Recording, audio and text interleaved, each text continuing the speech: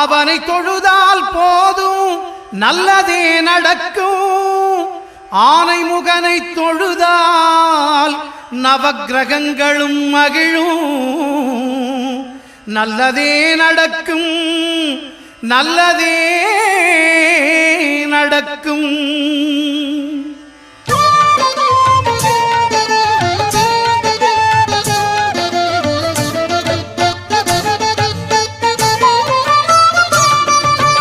ஒன்பது கோளும் ஒன்றாய் காண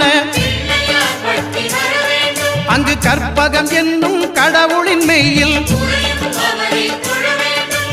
ஒன்பது கோளும் ஒன்றாய் காண அங்கு கற்பகம் என்னும் கடவுளின் மெய்யில். சூரியன் முதலாய் 9 கிரகமும் பலவித குணங்களை கொண்டிருக்கும். எங்கள் கற்பக தரு